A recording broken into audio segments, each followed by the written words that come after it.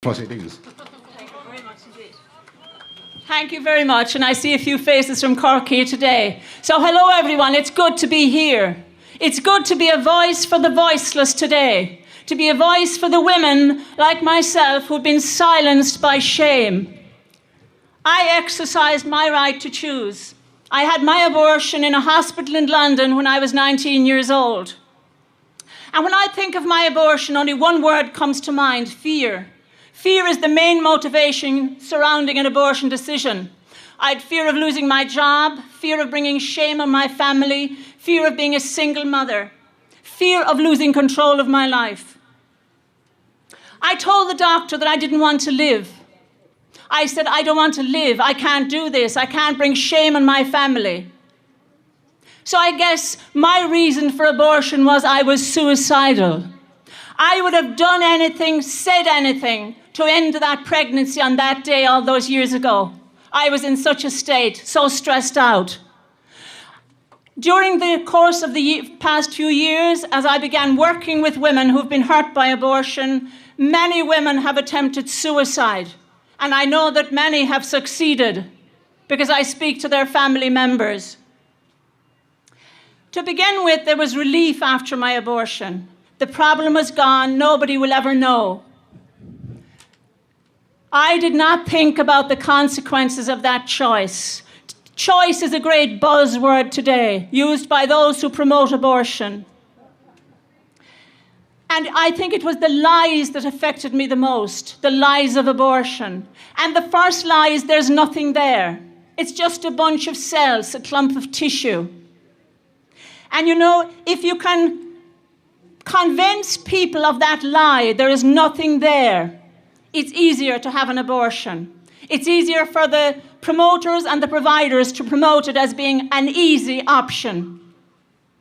The second lie is that you move on unaffected. After dehumanizing that unborn child and saying there's nothing there, they tell you, you'll be just fine. You might be a little down afterwards, but it'll be your hormones kicking in. This is what I was told. My fear was replaced by regret, guilt, shame, and anger. I regret that no one told me that there was a little heart beating under my heart. I was angry that no one offered a different solution to my situation. Angry that no one told me of the risks following that choice. There is a bond between a mother and her child that abortion cannot break. A mother is a mother forever, even of a dead child. You can take the baby out of the womb, but you can never take it out of your heart. If I knew back then what I know now, my child would be alive today. If I hadn't believed all those lies, the deception surrounding abortion. It's built on a tissue of lies, and I pray to God for the day when that whole business collapses, when we will see the lie and how we've been drip-fed all of the rhetoric. We've been drip-fed. They've managed to convince us to dehumanize the unborn child and convince us that there's nothing there. With abortion, there is no focus for your grief. There is no body to bury, no funeral, no gravesite to visit, no family and friends to help you grieve that loss. I coped for many years by going into denial. It's a coping mechanism. It's the only way you can move forward. And I often wondered, am I the only one feeling like this? Is it just me? I felt so isolated. It was a type of a confused denial. Abortion is so isolating. It's not something you can sit down and chat with your friends around with a cup of coffee. The politics surrounding abortion have drowned out the voices of women harmed by it. Was I the only one, as I said, feeling like this? We have been silenced by shame and by the pressure to maintain family secrets. There's a common thread which runs through all of the testimonies of the women that I have met down through the years.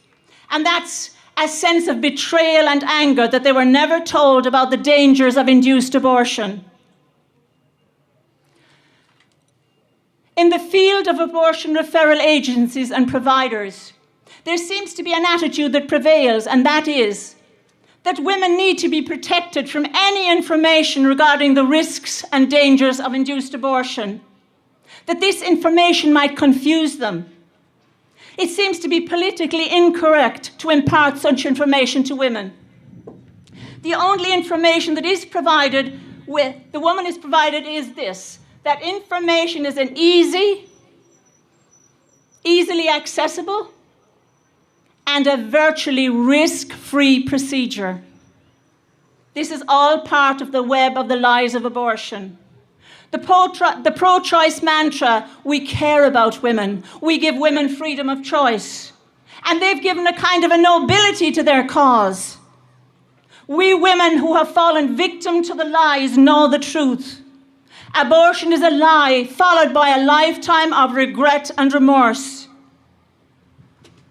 Women like myself who speak out, it's like we're betraying the cause. I know because I've been attacked by those who proclaim abortion, those who promote it. It's like you've turned your back on the sisterhood. Those who promote it and say they care about women. They only care about the women who have the same ideology as themselves. They don't care about us women who've betrayed them, if you like, who've come out and say abortion hurts women.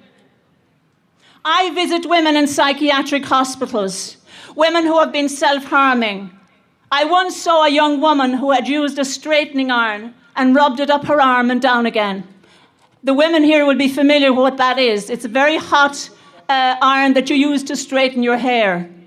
She'd used it on her other hand, up and down again, and she was a yellow mass from here to here. I see women who've cut themselves. Abortion, as I said, is destroying women. You can never rip a baby from its mother's womb without destroying a part of the mother, part of her maternity. Abortion must be one of the most unregulated medical procedures done in the whole world. And I hope and pray for the day when those women and men who suffer psychological trauma and physical injury after abortion will take legal action against those who refer or perform abortions. Abortion has made a deep and hidden wound in Irish society. Many women and men are suffering the consequences of abortion. And you might ask, who are these men? Who are these women? They're in your families. They're in your workplace, they're in your churches, but you might never know because it must be one of the best secrets in the whole world. There's a lot of talk today about the journey women have to make, to access abortion. My journey was only about 10 minutes away. And when I travel to other countries like Korea, the Lebanon, the Faroe Islands, I meet women and the abortion facilities are almost on their doorsteps. And abortion is legal. Legal does not mean safe. Women have been inundated with deception upon deception. We're told it's our right to choose, it's our body, it'll solve all our problems. And your guilt is due to the fact that here in Ireland we're so backward. This is what they tell you. And our guilt is due to religious and social conditioning. Those of us who speak out are not cared about, are not accepted by those who promote abortion. In my work with Rachel's Vineyard, I was in Korea last November facilitating a weekend retreat for men and women hurt by abortion. Many women had lost count after 9 and 10 abortions. There are 4,000 abortions per day in Korea. There's no such thing as a little abortion. Once you open the floodgates, there are no limits. And we know this from the experience of other countries. As I told you, I facilitated weekend retreats for women and men hurt by abortion. And many women come who have been raped and have had abortions. And they're suffering doubly because of the rape experience. And these women are grieving the loss of their children. And this is another ploy that those who want to promote abortion uses, that women who are raped should have access to abortion. They so focus you on the circumstances of that rape that there is no focus on the little life growing within that mother's womb, who must die for the sins of its father. These women are suffering. There's also a movement, thank God, in America of women who've been raped and kept their babies. And I'd like to quote from a lady who gave me these words. She said, I, having lived through rape, and also having raised a child conceived in rape, feel personally assaulted and insulted every time I hear that abortion should be legal because of rape. I feel that we're being used to further the abortion issue, even though we have not been asked to tell our side of the story, unquote. The media do a superb, even heroic job in covering some areas of life. But when it comes to the abortion issue, I feel like everything changes. It's like there's a conspiracy of silence. I don't know why this is the case, but I know that women who regret their abortion certainly feel it. We feel like we're invisible. We don't count. They don't want to hear our stories. After suffering the regret and remorse and heartbreak of an abortion, when your story is dismissed or you're misquoted or misrepresented, is very painful. So I pray that the coverage in the future will become more balanced. I hope that my story will increase awareness as to the deep damage that abortion does to so many women, and indeed men, in Ireland and abroad. I am co-founder of an organisation called Women Hurt, and 2 years ago we launched billboards all around the country. And the aim of this organisation is to serve as a portal for women out there who are suffering in silence and who need to email or contact us in an anonymous way. And thank God it has succeeded very much. There isn't a day goes by I don't get a half a dozen emails from women out there crying out for help. But they're suffering in silence and pain because they're terrified of disclosure, of somebody finding out. But I want to send out the message today for anyone here who has had an abortion or knows someone. There is hope. There is healing. Please contact us. There is a way back. You know, it's like, I wouldn't be standing here today. God can make miracles out of our mistakes, you know. He can use our sins to make better people out of us. And that is why I have the grace and the strength to stand here today. Perhaps in death, my child will have a meaning that I denied him in life. I would like to thank all of the people here today, all of the groups that have come today. Thank you for being here. And just to know that keep going, don't give up. And I'd like to finish with these few words.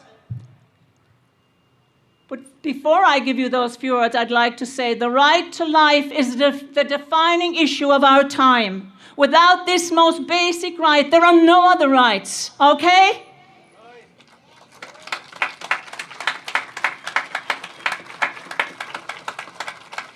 I will leave you with the words of a US Congressman, Henry Hyde. He's one of the great leaders and orators of the pro-life movement in America.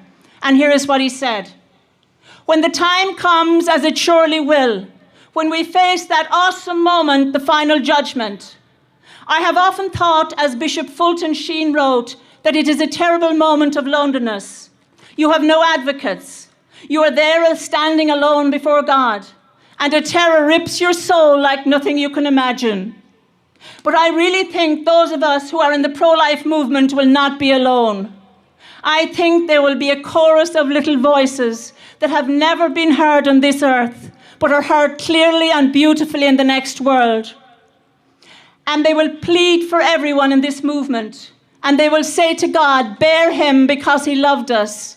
And God will look at each of you and say, not, did you succeed, but did you try? Thank you.